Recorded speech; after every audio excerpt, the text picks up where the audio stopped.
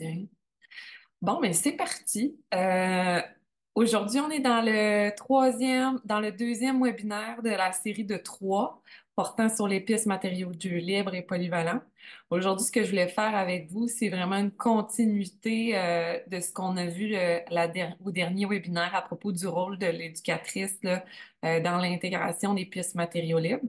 Aujourd'hui, ce que je voulais voir avec vous, c'est un sujet que j'ai effleuré à la dernière présentation. Donc, c'est comment est-ce qu'on repère les invitations qui sont faites par les enfants. Donc, l'espèce de relation qui se crée quand l'enfant joue. Donc, quand est-ce que l'enfant vient voir l'éducatrice ou l'éducateur pour jouer, mais que on ne sait pas c'est quoi ce genre de signaux-là. Donc, c'est vraiment ça que je veux voir avec vous. Euh, Tout d'abord, l'objectif, ben, c'est vraiment de repérer ces indices-là, de tous les genres qui soient, mais aussi de ce que je veux voir aussi avec vous, c'est les avantages de le faire. Il y a une personne de plus qui vient de s'ajouter. Donc, comment est-ce qu'on repère les indices d'invitation aux jeux faits par les enfants? Mais c'est ce qu'on va regarder. Je vais me présenter parce que deux nouvelles personnes qui se sont ajoutées au webinaire cette semaine. Puis pour toute personne aussi qui se joint au webinaire par le peut-être que c'est la première fois au webinaire. Je m'appelle Rosalie Morin. J'ai un bac en enseignement de l'éducation physique et une maîtrise en sciences de l'activité physique. J'ai fondé NALU en 2021 en en axant mon service sur les aménagements d'aires de jeu naturalisées. Fait que vraiment, quand on travaille avec le paysage pour promouvoir l'activité physique chez les enfants, le développement global. Puis, c'est ce sur quoi aussi ma maîtrise se fondait. Donc, c'est de là que j'ai décidé de partir NALU. Je suis présente, que ce soit sur YouTube pour le revisionnement des vidéos ou que ce soit sur LinkedIn pour partager des articles de blog ou des éléments plus au niveau du matériel plus informatif, puis sur Facebook pour partager un peu aussi là, ce que je fais de manière générale, un peu plus accessible. Ce que je voulais vous parler aujourd'hui, c'est vraiment pièces matériaux libres. On parle de jeux libres aussi. Fait que je voulais juste axer ça, je voulais juste le camper dès le départ. Qu'est-ce que c'est en fait le jeu libre? Puis que ce soit clair avec tout le monde, ce vers quoi aussi se dessine le restant du webinaire. Le jeu libre, c'est vraiment, et les matériaux libres, c'est vraiment axé sur ce que les enfants puissent construire, fabriquer en fonction de leurs idées, leurs instincts, leurs intérêts. Que ça comporte aussi des défis constants. Par défi constant, ça permet aux enfants de repousser leurs propres limites et aussi de se connaître. Donc, c'est surtout là-dedans. Les enfants apprennent beaucoup par le jeu, apprennent principalement par le jeu. Donc, surtout par le jeu libre, les enfants apprennent à se connaître.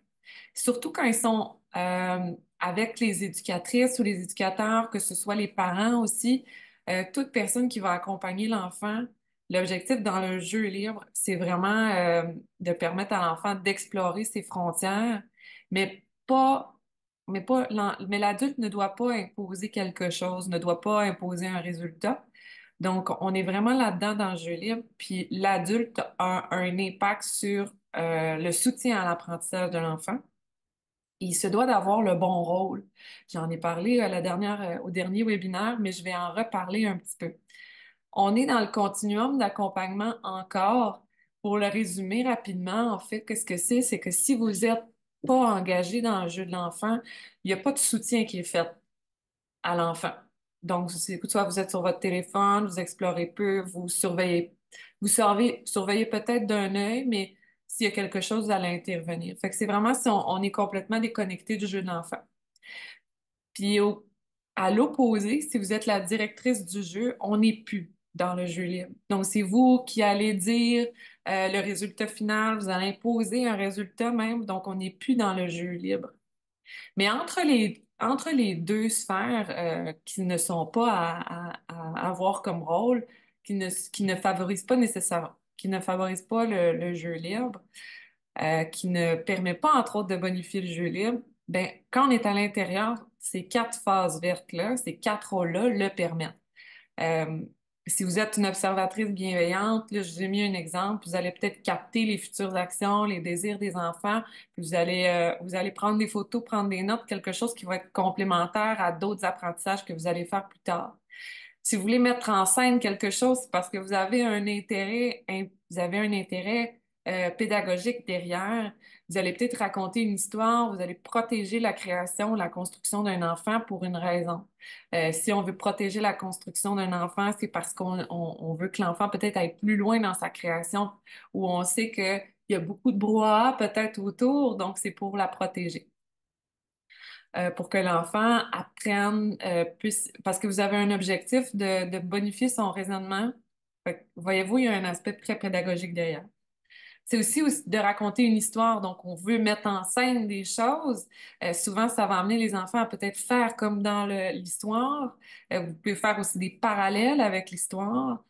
Donc, vous allez mettre en scène quelque chose. Fait que voyez-vous, vous intégrez un peu plus dans l'apprentissage de l'enfant, tout en laissant l'orientation du jeu entre les mains de l'enfant. Si vous devenez, par exemple, co-joueuse, l'enfant va peut-être vous donner un rôle. Il se peut. Fait que ça, je vais revenir plus tard, mais c'est un indice de jeu. Il va peut-être vous demander de devenir exploratrice avec lui ou explorateur avec lui dans son aventure à la recherche des bébites. Donc ça, c'est vraiment une co-joueuse. Toujours est-il que c'est l'enfant qui décide de l'histoire, puis si vous voulez, vous essayez des choses, si vous voulez tester des choses, euh, voir où l'enfant y en est rendu où dans son développement, c'est à ce moment-là que vous arrivez. Fait que ça, c'est plus un co-joueuse, fait que vous êtes un petit peu plus impliqué dans le jeu de l'enfant. Et si vous impliquez davantage, ben ça se peut que vous allez intégrer du matériel de manière intentionnelle dans le jeu pour diriger peut-être le jeu vers autre chose ou parce que vous savez que l'enfant il serait peut-être prêt à prendre un certain risque, vous voulez tester quelque chose avec l'enfant, voir il en est rendu où dans son développement. Donc, c'est des choses qui peuvent être faites, mais rapidement, vous pouvez vous retirer. Mais toujours est-il, vous êtes présent pour accompagner l'enfant. Puis si vous êtes présente, en fait, c'est que vous êtes là pour soutenir son apprentissage. Puis vous allez être là pour capter tous ces indices-là. On- c'est normal. Vous me suivez? Donc, vous allez être là vraiment pour capter toutes les nuances, les subtilités, puisque l'enfant va vouloir. Puis le pourquoi est-ce qu'on le fait? Il y a des raisons. Pourquoi est-ce qu'on veut repérer des indices dans le jeu de l'enfant? D'abord, avant tout, au niveau peut-être de l'apprentissage social. Donc, les enfants commencent à apprendre à interagir avec les autres. On repère les indices parce que l'enfant, il est peut-être prêt ou il va commencer à vouloir interagir avec d'autres. Il va, en mettant par exemple les pièces matériaux libres, il se peut qu'il commence à collaborer. Donc, si vous êtes présent, vous allez voir peut-être une évolution. Puis si l'enfant vient vous voir, un des avantages, c'est qu'il va avoir, peut-être qu'il va vouloir interagir avec vous aussi dans son jeu. Donc, un des avantages de repérer l'indice, c'est au niveau de capter l'apprentissage social de l'enfant. Un autre, ça va être peut-être un des avantages de repérer l'indice. Pourquoi on le fait? C'est pour l'enfant va avoir tendance à modéliser le comportement de l'adulte. Donc, si vous êtes impliqué dans le jeu de l'enfant de manière euh, intentionnelle, donc vous êtes là activement dans le jeu de l'enfant, il se peut que l'enfant vous modélise ce que vous faisiez. Donc, tout dépendant aussi du type de rôle, si vous mettez en scène quelque chose ou vous êtes une leader accompagnatrice, il se peut que vous commenciez à initier des choses, que vous mettez une planche à un endroit pour voir où est-ce que qu'est-ce que l'enfant va faire, mais peut-être aussi que vous allez commencer à grimper sur la planche. Puis l'enfant va voir ça, puis il va, OK, peut-être que je serais capable. Donc, vous allez initier quelque chose. Donc, un des pourquoi on repère les indices, c'est parce que les enfants vont apprendre à modéliser aussi vos comportements. Donc, vous devez être impliqué dans le jeu. Un autre pourquoi, en fait, c'est intéressant d'être impliqué dans le jeu puis de repérer les indices. L'enfant, il a peut-être besoin d'établir une relation de confiance. Puis surtout à cet âge-là, par le jeu, il se peut qu'il ait besoin d'établir une relation de confiance avec vous en tant qu'adulte qui êtes là en tant qu'éducatrice ou en tant qu'éducateur. Donc, il a besoin d'établir un lien de confiance avec vous.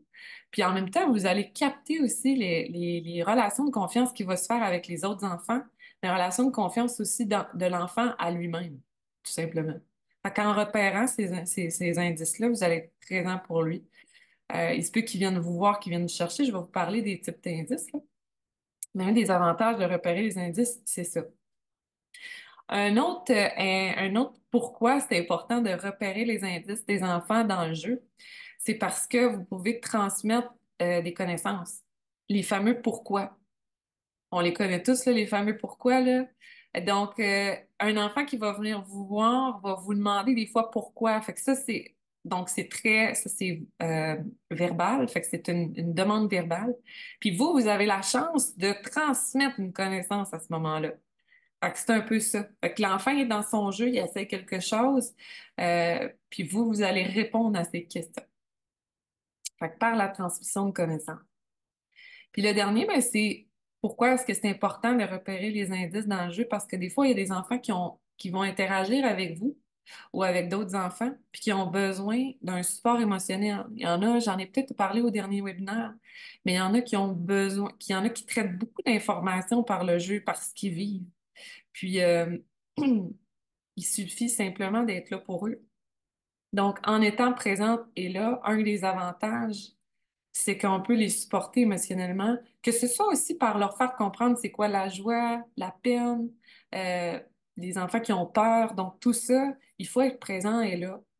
C'est pourquoi c'est important de repérer ça, d'être présent dans le jeu de l'enfant. Fait que c'est vraiment le topo du pourquoi est-ce qu'on repère des indices. Autant qu'ils ont besoin de nous, autant que des fois qu'ils en ont besoin de modéliser ce qu'on fait, autant qu'il y en a qui ont besoin d'établir une relation de confiance, autant qu'il y en a qui vont, autant qu'il y en a qui cherchent, hein, ils cherchent à avoir des informations, puis autant qu'il y en a qui ont besoin de support émotionnel. Fait que c'est un peu le pourquoi est-ce qu'on repère des indices dans le jeu parce qu'on veut être présente pour répondre aux besoins de l'enfant. Donc, repérer des indices, il y a trois types d'indices. Le premier, c'est verbal. Le second, c'est le geste, c'est par le geste. Ou un autre indice que l'enfant va interagir avec vous, c'est par une action.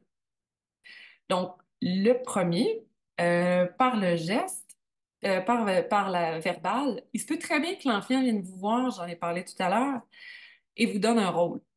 Il vous donne un rôle, donc vous allez vous ajuster avec votre continuum d'accompagnement, puis vous allez dire, OK, ben là, je deviens coach-joueuse, ou je suis plus une metteuse en scène, ou j'observe, je l'accompagne. Tu sais, qu'est-ce que je fais? Ben, si vous venez vous donner un rôle, il se peut très bien que vous soyez, vous tombez dans le metteur en scène, ou même vous allez tomber en coach-joueur. Vous allez tomber en coach-joueur, vous allez prendre ce rôle-là, puis il se peut très bien même que si vous voyez que ça peut aller un peu plus loin, vous allez peut-être vous impliquer davantage en devenant un leader. Voyez-vous?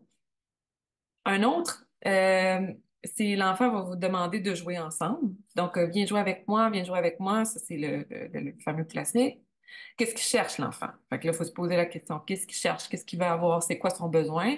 La raison pour laquelle il veut interagir avec moi. Donc, ça cache quelque chose nécessairement, mais savoir quoi? Fait que savoir quoi? Est-ce qu'il cherche juste à partager son information? Est-ce qu'il cherche à savoir les fameux pourquoi? Là, fait que la transmission de connaissances, qu'est-ce que vous pouvez faire pour répondre aux fameux besoins de cet enfant-là au moment où est-ce qu'il veut interagir avec vous? Est-ce que l'enfant va chanter avec vous?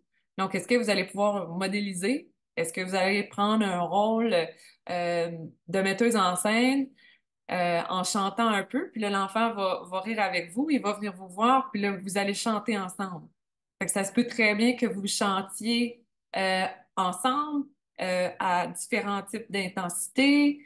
Donc, voyez-vous, donc vous allez peut-être vous allez créer un lien à ce moment-là ensemble. Mais il va vouloir avoir peut-être envie de chanter, il va peut-être avoir envie de vous modéliser, il va peut-être. Fait que voyez-vous, ça, c'est un autre indice. Puis le rire. La même chose pour le rire. Donc, établir un lien de confiance, solidifier ce lien social avec vous, la relation de confiance, ainsi de suite.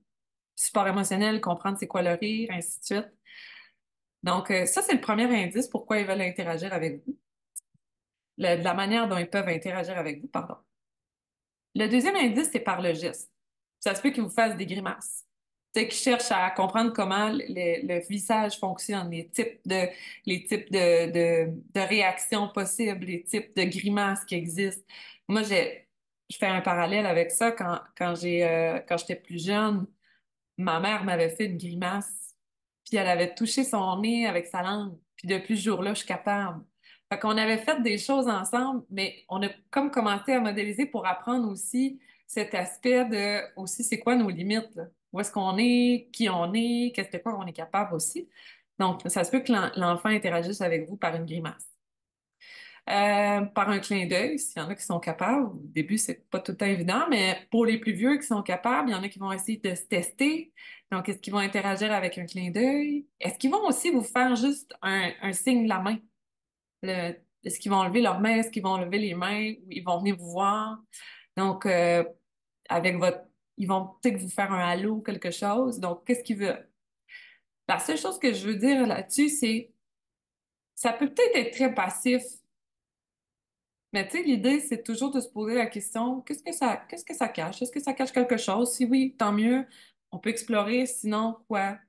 Fait que c'est un peu ça qu'il faut se poser comme question. Fait que je tiens juste à faire comme allumer des à ramener des choses un peu au-dessus pour que vous puissiez être en mesure de vous dire, ben, ça fait du sens. Ah, je pourrais être plus alerte à ça. Fait que c'est pas un tout doux, là. C'est plus voici comment ça pourrait se présenter, là. Puis c'est la même chose aussi avec les indices d'action. Les indices d'action, est-ce qu'il va vous lancer une balle? Est-ce qu'il est prêt à l'apprentissage du lancer? Peut-être c'est juste ça. Est-ce que vous voulez faire des échanges avec cet enfant-là? Est-ce que l'enfant va venir vous taper sur l'épaule puis s'enfuir en riant? Donc, il aurait besoin de se faire courir après pour connaître à quel point il est rapide, à quel point il peut s'enfuir, est-ce qu'il peut contourner des obstacles? Donc, cette espèce d'apprentissage au risque-là aussi, là. Connaître aussi ses limites à lui, donc développer un lien social avec vous, renforcer la confiance. Fait que tout ça va se créer aussi par le fait que l'enfant va venir vous taper sur l'épaule, partir à courir. L'autre chose aussi, c'est l'enfant va peut-être vous faire de la place dans son histoire. Il se peut très bien que l'enfant vous dise, viens, viens, viens, viens, il va venir vous chercher par la main. Puis on le sait toutes, là, les enfants font ça, ils viennent nous chercher par le chandail ou par le manteau, puis ils viennent nous chercher, puis ils veulent jouer avec nous. Fait que c'est maintenant, là. Donc, il faut quand même être disposé. Puis cette disposition-là, ben, faut être réceptif à qu'est-ce qui va se passer après.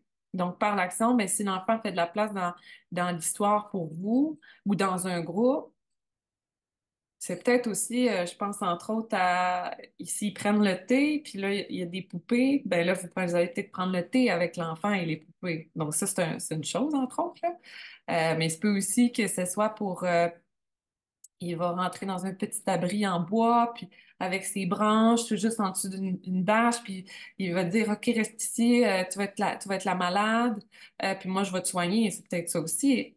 Fait que tout ça, c'est possible, là.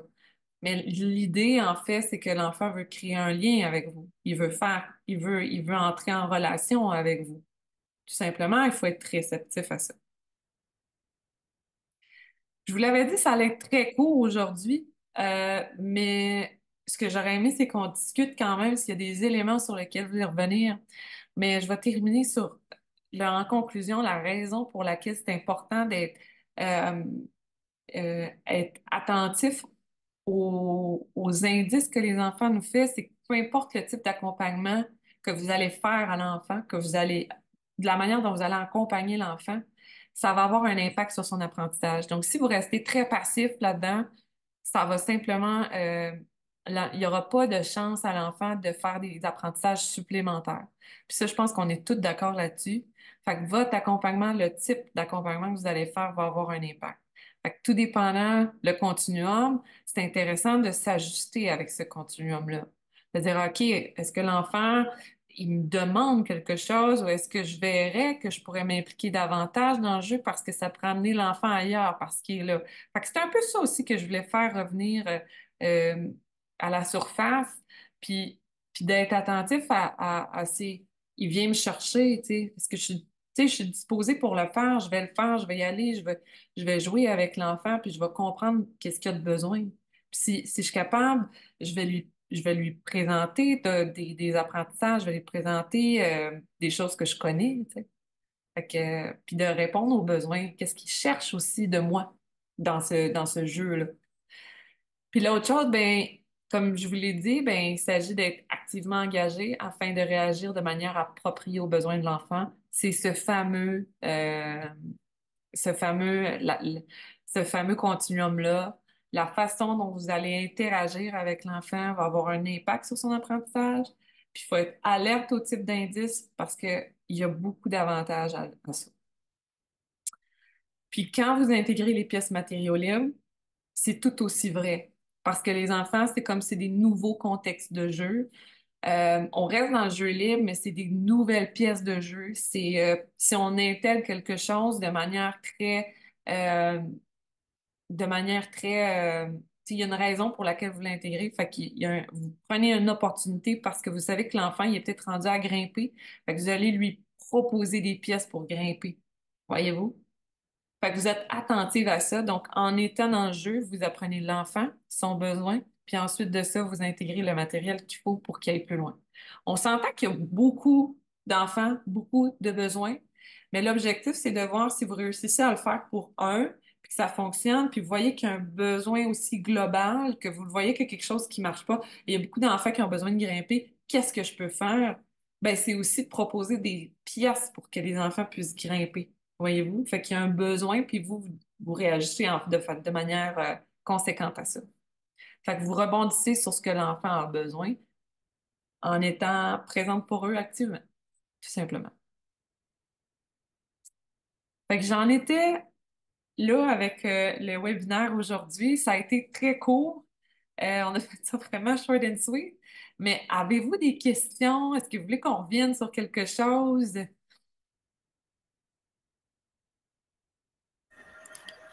Ben moi, en fait, j'aimerais ça juste revoir ta phrase là, sur le jeu libre là, que tu as commencé. Je la trouvais super intéressante de la façon dont c'était écrit, puis j'aimerais ça la noter, en fait.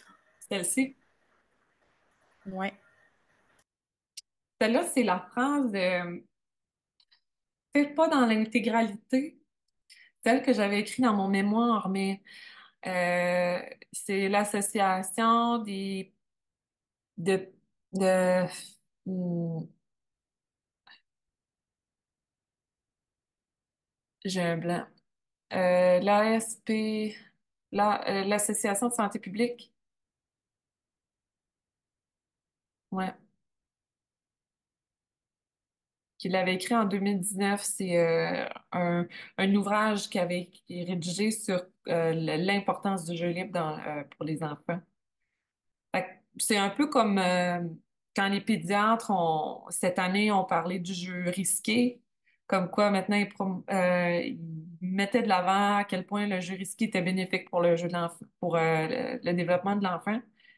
Ils ont fait un document là-dessus. Ben, c'est un peu la même chose. C'est quand ils ont parlé en 2019 de l'importance du jeu libre, puis ils se sont levés puis ils ont dit, ah, OK, il serait peut-être temps qu'on le fasse.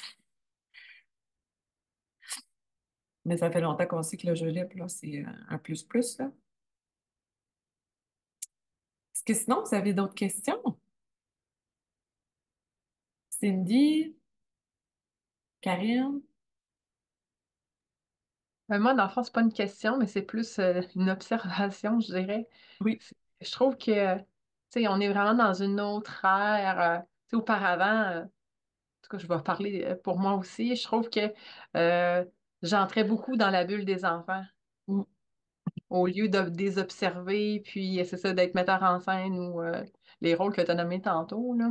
Mais je trouve que ça fait du bien, ce webinaire-là, pour nous remettre la réalité en face, si on pourrait dire.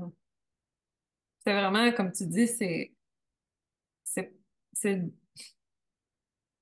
c'est de remettre l'enfant au centre. Puis, c'est, c'est pas évident. C'est vraiment pas évident. Je pense, puis je l'accorde à toute personne, tu sais, c'est pas évident de remarquer on en est où, nous. C'est quoi notre intention à nous? C'est de voir, tu sais, où est-ce qu'on se situe, de se voir un peu à vol d'oiseau, puis de se poser la question, est-ce que, est-ce que je m'intègre trop dans le jeu de l'enfant ou est-ce que je lui dis quoi faire aussi, c'est de se poser. C'est beaucoup de questionnements, ça prend du temps, c'est pas un acquis qui se fait du jour au lendemain. Je pense que c'est quand on se pose la question, on fait déjà un apprentissage. OK, je suis où? Juste de se poser la question, on est déjà quelque part. Puis après ça, sur les futures interactions qui vont être faites avec les enfants, à mon avis, va déjà être mieux. Puis c'est aussi de se challenger, de dire aux autres éducatrices, c'est très challengeant, là, parce que, mais c'est eux autres avec qui on travaille le plus. Hey, si tu me vois que je m'intègre un peu trop, là, n'hésite pas à me le dire. c'est sûr, là, c'est l'ego qui en prend un coup, là. Mais ultimement, on le fait pour pas. Fait que je pense que ça serait pas pire, hein. Ça fait, comme tu dis, c'est faire le pas de recul qui nous permet justement de s'auto-observer là-dedans, là. Mhm. J'aime bien. Tout à fait. Puis d'y aller un jour à la fois, là. On nous a enseigné quelque chose. Les gens qui nous ont enseigné, que ce soit au cégep, que ce soit à l'université, il y avait ces matières-là. Aujourd'hui, c'est de la nouvelle théorie. Là, il y a beaucoup d'acquis aussi qui ont été faits. Si on est une ancienne éducatrice, j'ai envie de dire une ancienne, mais que ça fait 5 6 ans que tu es dedans, que tu as mis tes pantoufles, puis tu dis, ah, OK, c'est challengeant, là. C'est challengeant, mais c'est faisable.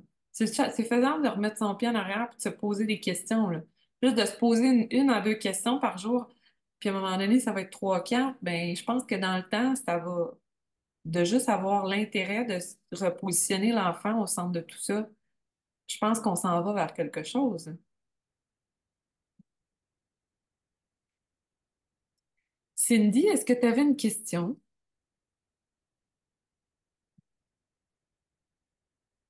Bon. Si vous n'avez pas d'autres questions, je vous invite, le prochain webinaire, c'est le 27 mars. C'est 2 heures à 2 heures et demie. Celle-là, ce webinaire-là, c'est comment s'assurer que son espace de jeu comporte toujours des défis cognitifs et physiques. Oh, OK, Cindy. Ben, tu peux me l'écrire dans le chat si tu veux. Là, je vais poser la question puis je te répondrai. Donc, c'est simple. Le prochain webinaire, c'est vraiment comment s'assurer que son espace comporte des défis cognitifs et physiques. On va parler des pièces matérielles. Je vous donne la réponse tout de suite, mais on va vraiment parler de ça. Donc, si vous voulez vous inscrire, j'ai le code QR ici. Sinon, ça va être plus. Sinon, vous pouvez aller directement sur la plateforme, sur naluéducation.ca. J'ai changé là, la page du webinaire pour que ce soit plus accessible. Puis, si vous n'avez pas d'autres questions, moi, je vais répondre. En fait, je vais répondre. Cindy, tu peux me l'écrire dans le chat, là, n'hésite pas. Puis, si vous n'avez pas d'autres questions, moi, je vais vous laisser aller. Fait que je vous remercie beaucoup d'avoir participé, puis on se dit au prochain webinaire.